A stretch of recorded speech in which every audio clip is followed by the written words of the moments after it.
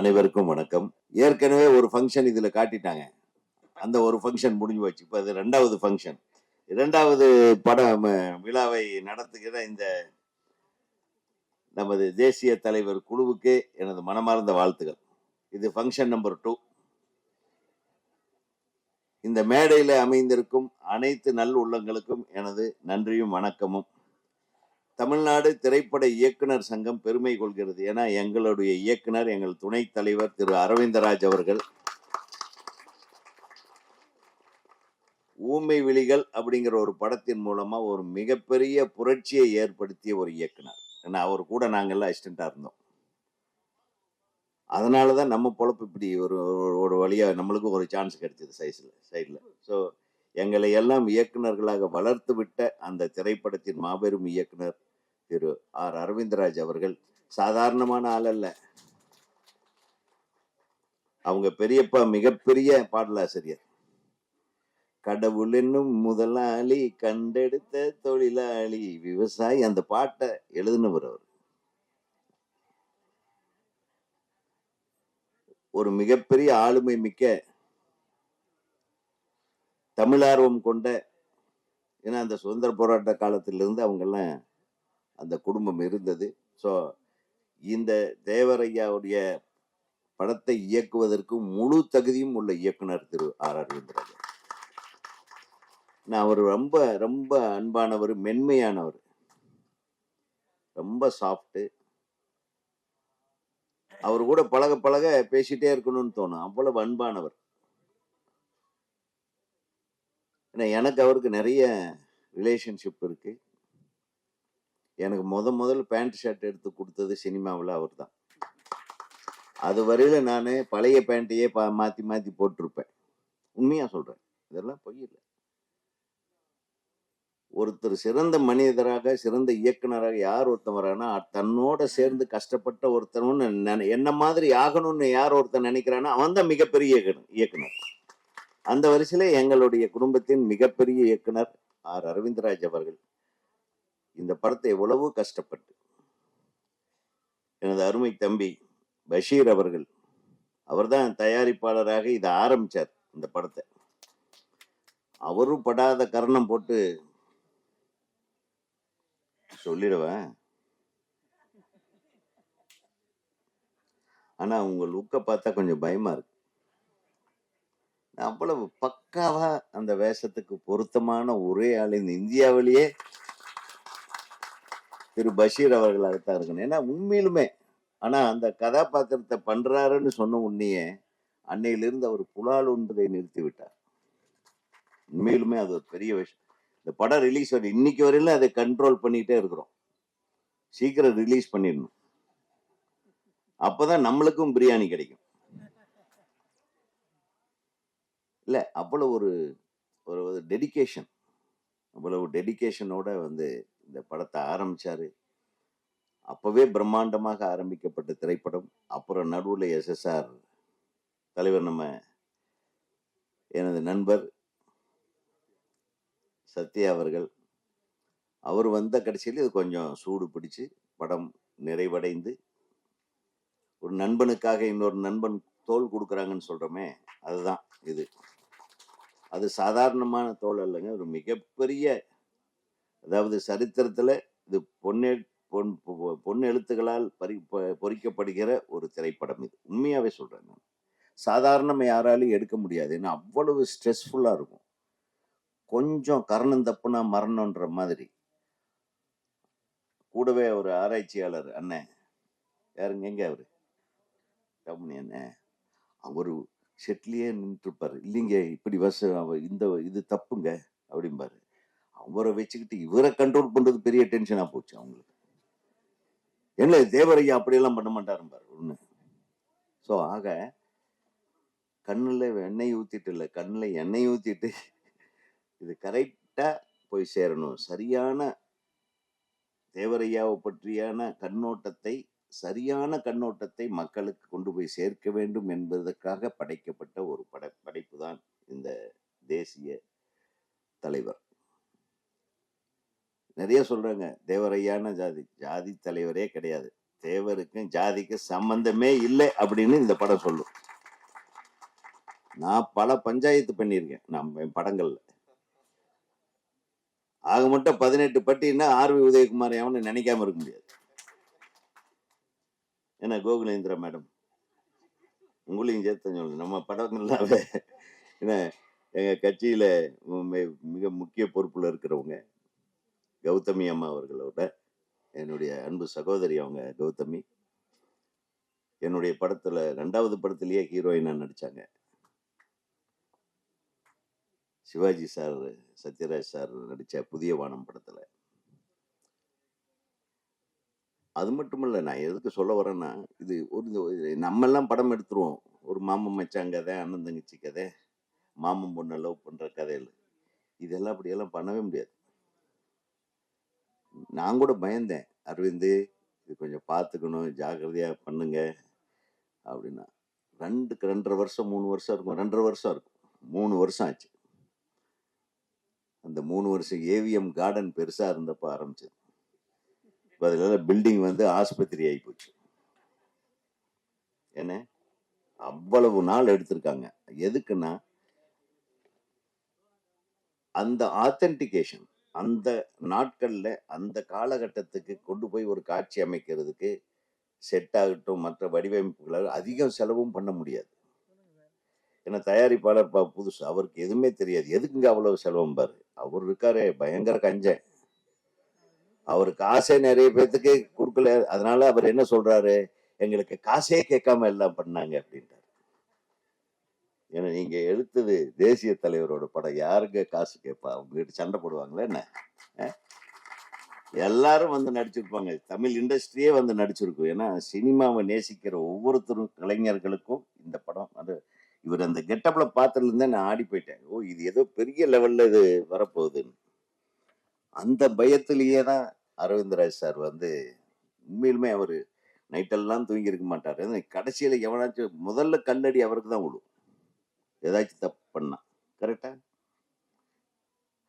ஆனா அவ்வளவு சிறப்பாக இந்த திரைப்படம் வந்திருக்கிறது என்றால் அது ஒட்டுமொத்த குழுவும், தயாரிப்பாளரும் சரி, பஷீர் அவர்களும் சரி, அரவிந்தராஜ் அவர்களும் சரி, அந்த ஆராய்ச்சியாளர் அண்ணனும் அவர்களும் சரி, இதில் நடிச்ச நிறைய விஷயங்கள் பார்த்தா காந்தி வந்து பிரமாதமா இருக்காரு.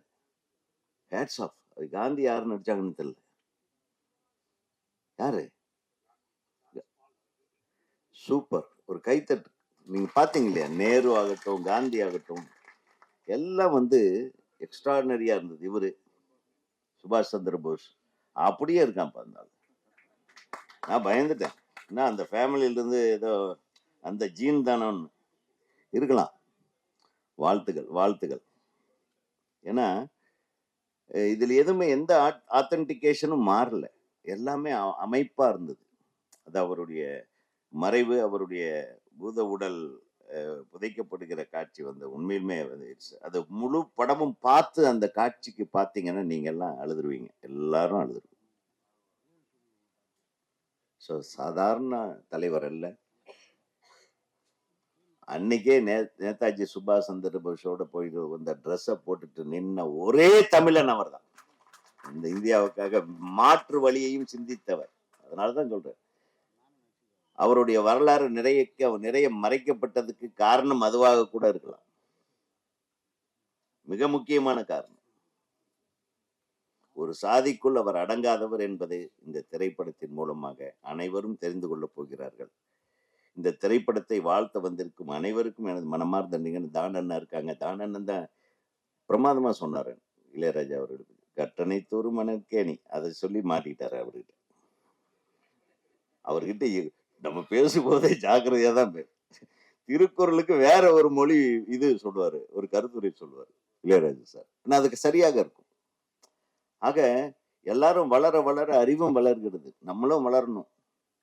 நம்ம இன்னும் அங்கேயே நிக்கிறோம், இன்னும் சினிமா வளரணும். சினிமா நல்லா தான் இருக்கு, சினிமாக்காரங்க எல்லாம் வளரணும். இப்போ எப்படி நல்ல படங்கள் எல்லாம் ஓட வைக்கிறது, நல்ல படங்களுக்காவது நான் நிறைய தியேட்டர்கள் கொடுங்க, தியேட்டர்கள்ல போட்டா கலெக்ஷனை கரெக்டா கொடுங்க. இதுக்காக ஒரு குரூப் போராடிட்டே இருக்கு. நாங்கெல்லாம் மேடைக்கு மேடை பேசுறேன், எங்களை காப்பாத்துங்க எங்களை காப்பாத்துங்கன்னு. தேவரையா படத்தையாவது காப்பாத்துங்கள் என்று கூறி உங்கள் அனைவருக்கும் நன்றி கூறி விடைபெறுகிறேன். நன்றி. எல்லோருக்கும் வணக்கம். நான் இங்க ரொம்ப ஷார்ட்டா முடிச்சுக்கிறேன். ஏன்னா இந்த படத்தினுடைய வெற்றி விழாவில் நாங்கள் எல்லாரும் திரும்பி பேசுவோம். ஓகேங்களா? தேவராக அவர் இருந்தது நான் நேரில் பார்த்தேன். மேக்கப் போகிறதுக்கு முன்னாடி முருகன் படத்தை தொட்டு கும்பிட்டு அசைவம் கூட சாப்பிடாம வெறும் பழங்கள் மட்டும் சாப்பிட்டு அப்படியே தேவரையா வாழ்ந்தாரு. அதே மாதிரி அவருக்கு அப்படிப்பட்ட ஒரு அருமையான மேக்கப் போட்ட நம்ம தம்பி இங்க இருக்காரு. அவருக்கு ஒரு பாராட்டு தெரிவிச்சுக்கிறேன். அப்புறம் இந்த படத்தை எந்த விதமான சிக்கலும் இல்லாமல் அந்த புக்கை படிச்சு நவமணி ஐயா அவர்கள் கூடயே இருந்து எல்லாத்தையும் கேட்டு பண்ண எங்களுடைய இயக்குனர் அவருக்கு நான் மிகப்பெரிய பாராட்டு தெரிவிச்சுக்கிறேன். இந்த படம் மிகப்பெரிய வெற்றி அடைய உங்களுடைய வாழ்த்துக்கள் தேவைப்படுகிறது. நன்றி, வணக்கம். வணக்கம். இயக்குனர் அண்ணன் உதயகுமார் சொன்னது போல இரண்டாவது நிகழ்வு நடந்துட்டு இருக்கிறதுனால விரிவாகவும் பேச முடியாது, எல்லாத்தையும் பேர் சொல்லியும் வரவேற்க முடியாது. எனவே மேடையில் அமர்ந்திருக்கும் திரை ஆளுமைகள், அரசியல் ஆளுமைகள், சமூக சிந்தனையின் உச்சத்தில் இருக்கின்ற ஆளுமைகள் அனைவருக்கும், எதிரில் அமர்ந்திருக்கின்ற பத்திரிகையாளர்கள், திரையுலக ஊடக நண்பர்களுக்கும் என்னுடைய முதற்க நன்றிகளையும் வாழ்த்துக்களையும் தெரிவித்துக் கொள்வதோடு, இந்த படம் தொடங்கப்பட்ட காலம் என்பதை ஏற்கனவே அண்ணன் தான் அவர்கள் சொன்னது போல, அண்ணன் ஆர் வி உதயகுமார் சொன்னது போல ஒரு நீண்ட நெடிய ஒரு போராட்டத்தோடு தொடங்கப்பட்டது. இப்படி ஒரு படம் பண்ண போகிறோம்னு சொன்ன உடனே முதல்ல ஒரு பாட்டு எடுக்கணும், அந்த பாட்டு எழுதணும்னு முடிவெடுத்து 3வது நாள் தேவர் ஜெயந்தி வருது. அந்த 3 நாளில் முதல்ல ஒரு பாட்டை டியூன் போட்டு எழுதி அதை மிக்ஸ் பண்ணி கொண்டு வந்து அந்த தேவர் ஜெயந்திக்கு வெளியிடணும்னு சொல்லிட்டு அன்றைக்கு அந்த ஒரு அந்த எழுத்து எழுதும் பொழுது முதல் வாய்ப்பு கிடைத்த எனக்கு ஒரு மிகப்பெரிய ஒரு மகிழ்ச்சி. அந்த முதல் புள்ளியில் நானும் ஒரு ஓரத்தில் இருந்திருக்கிறேன் என்று அதற்கு இயக்குனர் அன்பு அண்ணன் அரவிந்தராஜ் அவர்களுக்கு தான் நான் நன்றி சொல்லணும். அதுக்கப்புறம் எல்லாரும் பாராட்டப்பட்ட பசீர் அண்ணன், அவரை பார்த்தீங்கன்னா அன்னையிலேருந்து சத்தம் போட்டு கூட பேச மாட்டேங்கிறார். அந்த என்னைக்கும் அந்த பாத்திரத்தை ஏற்றுக்கொள்ள ஆரம்பித்தாரோ அந்த காலகட்டத்திலேருந்து அப்படியே மாறுனது தான். அதான் எதுவாக நினைக்கிறாயோ அதுவாகவே ஆகிவிடுவாய் என்று விவேகானந்தர் சொன்னது போல தன்னை அதற்காகவே அர்ப்பணித்து கொண்ட ஒரு மகா கலைஞனாக இன்றைக்கு பசீர் அவர்கள் இந்த திரைப்படத்தில் ஒரு மிகப்பெரிய ஆளுமையோடு இருக்கிறார். இதுக்கெல்லாம் ஒரு பெரிய முத்தாய்ப்பாக இதுக்கெல்லாம் பெரிய ஒரு ஆளுமையோட எனக்கு பெரிய பலமாக இருக்கிறது இசைஞானியோட இசை. அதை எல்லாருமே சொல்லிட்டாங்க. ஆனால் எனக்கு என்னன்னா இவ்வளோ பெரிய போராட்டம், இது கிட்டத்தட்ட 22 ஆரம்பிச்சதுன்னு நினைக்கிறேன். பெரும் போராட்டம், பல பேர் இழுத்து முடியாமல் கடைசியாக தான் அண்ணன் சத்யா அவர்கள் எல்லா விஷயத்துக்கும் கூட இருக்கேன்னு சொல்லிட்டு இன்னைக்கு துணிஞ்சு இந்த படத்தை இந்த இடத்துக்கு கொண்டாந்து இழுத்து விட்டுட்டார். எப்பவுமே ஊர் கூடி தேடி இழுத்தாள் அப்படிங்கிற ஒரு வார்த்தையே சந்திலையோ அல்லது எங்கேயோ ஒரு முக்குலையோ அல்லது எங்கேயோ ஓரப்புறத்துலையோ இருக்கிற தேரை இழுத்து தெருவில் விட்டுட்டுன்னு வச்சுங்களேன், அது நிறைய பேர் தொந்தரவாக இருக்குன்னு இழுப்பாங்க, இழுத்து பார்க்கலாமேன்னு இழுப்பாங்க, ஓடுமான்னு இழுப்பாங்க. அப்படி அதுதான் தேரை இழுத்து திருவிழா வருது. தப்பான ஒரு பழமொழியெல்லாம் இல்லை. அப்படி இந்த மிகப்பெரிய தேவர் பெருமானுடைய தேரை கொண்டு இந்த அரங்கத்து வரைக்கும் கொண்டாந்து விட்டுட்டாங்க இந்த குழு. இன்னமே அதை இழுத்து கொண்டு போய் சமூகத்துக்கு சேர்க்க வேண்டியதும் அனைத்து சமூகத்துக்கும் சேர்க்க வேண்டியது அனைத்து சமூகத்தினுடைய பொறுப்பாக நான் நினைக்கிறேன். ரெண்டாவது, எனக்கு ஒரு பயம் என்ன இருந்துச்சுன்னா, சினிமா தோன்றிய காலத்திலிருந்து ஜாதியை பற்றி மதத்தை பற்றி திரையுலகங்கள் பேசிக்கொண்டே இருக்கிறது. கடந்த ஒரு 10 ஆண்டுகளுக்கு முன்பு சினிமாவில் ஜாதியும் மதமும் பேசப்பட்டதுக்கு காரணம் வேண்டாம் என்பதற்காக பேசப்பட்டது. ஆனால் சமீபத்தில் கொண்டாடும் விதமாக பேசப்படும் போது இந்த காலகட்டத்தில் தேவர் பெருமானுடைய படம் வருகிறது என்ற ஒரு பயம் இருந்தது. ஏனென்றால் அவ்வளவு இலகுவாக இதை எடுத்துவிட முடியாது. ஆகாயத்தை மடித்து அரைக்கால் சட்டை பைக்குள் வைக்கிற ஒரு நுண்ணிய அறிவு இருந்தால் மட்டும்தான் தேவரை படம் பிடிக்க முடியும். அவ்வளவு பெரிய அகண்ட வரலாறு. ஏன்னா தேவரை பற்றி பேச வேண்டும் என்றால் சுபாஷ் சந்திர போஸை பற்றி பேச வேண்டியிருக்கிறது, தேசியத்தை பற்றி பேச வேண்டியிருக்கிறது, காமராஜரை பற்றி பேச வேண்டியிருக்கிறது, சுதந்திர போராட்டத்தை பற்றி பேச வேண்டியிருக்கிறது, மக்களின் எழுச்சியை பற்றி பேச வேண்டியிருக்கிறது, முக்குழுத்தும் அடிமைகளை பற்றி பேச வேண்டியிருக்கிறது. இவ்வளவு வரலாறுகளை வெறும் 2 மணி நேரத்தில் சுருக்கிட முடியுமா? இதையெல்லாம் ஒரு வெப் சீரியஸா ஒரு 10-15 பாகங்கள் எடுக்க வேண்டியிருக்கிறது. ஆனால் இதுல என்ன ஒரே ஒரு நம்பிக்கை, எங்கேயும் தவறு செய்து விட மாட்டார்கள் என்ற ஒரு நம்பிக்கை ஐயா தவமணியை பார்க்கும்போது வந்தது. ஏன்னா அவர் வந்து இப்ப கூட ஒரு சின்ன வார்த்தை பிறண்ட உடனே இல்ல அது தவறு அப்படின்னு சொன்னார். அந்த மாதிரி பக்கத்துல வச்சு நுணுக்கமா பார்த்து ரொம்ப குறுக செய்திருக்கிறார்கள், பெருக படித்து குறுக செய்திருக்கிறார்கள். எனவே இந்த படம் எல்லாரும் முன்மொழிந்தது போல மத நல்லிணக்கத்தை பேசினால்தான் அது தேவருடைய படமே தவிர மதத்தை பேசுவதும் ஜாதியை பேசுவதும் அல்ல. அண்ணன் பேரரசு சொன்னது போல ஒரே மனிதன் சிறந்த தலைவனாக, சிறந்த ஆன்மீகவாதியாக, சிறந்த மனிதனாக, சிறந்த வீரனாக, சிறந்த மனிதநேயம் உள்ள அறமோட்டோடு ஒழுக்கத்தோடு வாழ்கிற மனிதனாக ஒரே மனிதன் வாழ முடியும் என்றால் அது தேவரை தவிர எவனால முடியாது. அப்பேற்பட்ட ஒரு வாழ்க்கையை வாழ்ந்துவிட்டு போயிருக்கிறார். அதனால்தான் இன்றைக்கு வந்து அனைத்து எனக்கு என்னன்னா பெரிய வருத்தமே, இந்த தேவருங்கிற வார்த்தை அவருக்கு போடாமலே இருந்துதான் உலக தலைவராக கொண்டாடப்பட்டிருப்பார். அந்த ஒரு வார்த்தையில 1000 விமர்சனங்களை உள்ளடக்கி அந்த மனிதனை ஆகாயம் போல் அண்ணாந்து பார்க்க வேண்டிய மனிதனை குனிந்து பார்க்கிற தூரத்துக்கு நம்ம தள்ளிவிட்டோம் என்ற ஒரு மிகப்பெரிய ஏக்கம் இருக்கிறது. அந்த ஏக்கத்தை இந்த படம் போக்கியிருக்கும் என்று நம்புகிறேன். ஏனென்றால் ஒவ்வொரு காலகட்டத்திலும் அண்ணன் பேரரசு சொன்னது போல எல்லா படத்தையும் சாதாரணமா எடுத்துடலாம். ஒரு காமெடி படம், காதல் படம், ஒரு சண்டை படம், ஒரு நகைச்சுவை படத்தை எடுத்து முடிச்சிடலாம். ஆனால் வரலாறுகளை எழுதுவது என்பது அவ்வளவு இலகுவானது அல்ல.